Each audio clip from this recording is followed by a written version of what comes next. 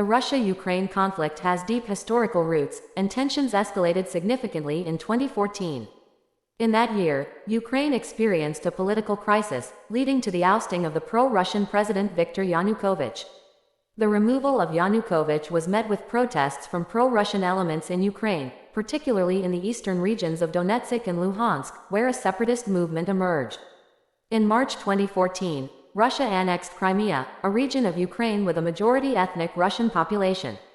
This move was widely condemned by the international community, which viewed it as a violation of Ukraine's sovereignty and territorial integrity. The annexation further intensified the conflict and prompted the European Union and the United States to impose sanctions on Russia. After the annexation of Crimea, the situation in eastern Ukraine deteriorated, with armed clashes between Ukrainian forces and pro-Russian separatists supported by Russia.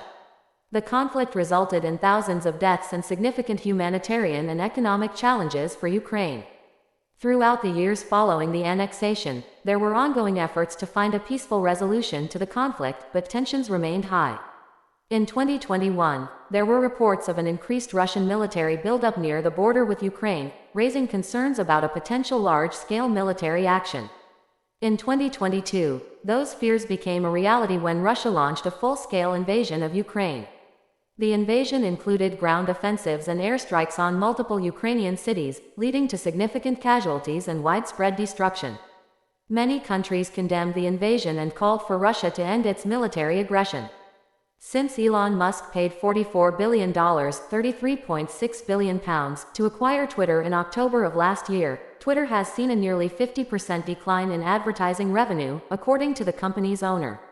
Although he noted that July was a bit more promising, he stated that the business had not experienced the increase in sales that had been anticipated in June. When Mr. Musk took over in 2022, he fired almost half of Twitter's 7,500 employees in an effort to reduce costs.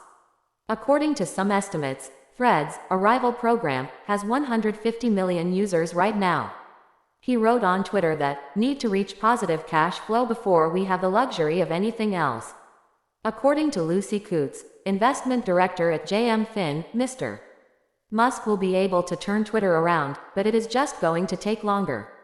However, he must pay off $13 billion in debt by the end of July, so if he is forced to sell more of his shares in Tesla, the pressure on the stock may increase.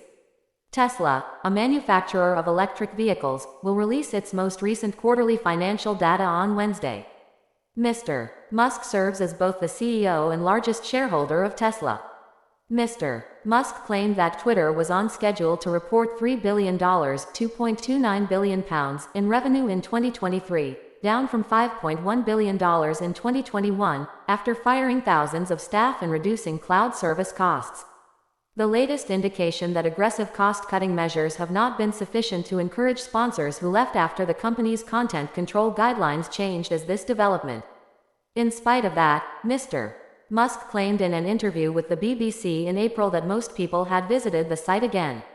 Meghana Dar, the former head of partnerships at Snap and Meta, the firm that owns the new Twitter rival Threads, however, claimed that the company had been having problems even before Elon Musk purchased it.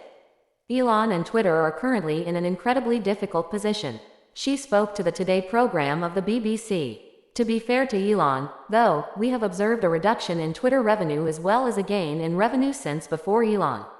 Linda Yaccarino, formerly the head of advertising at NBC Universal, was appointed CEO of Twitter in June, indicating that the firm still places a high importance on advertising sales.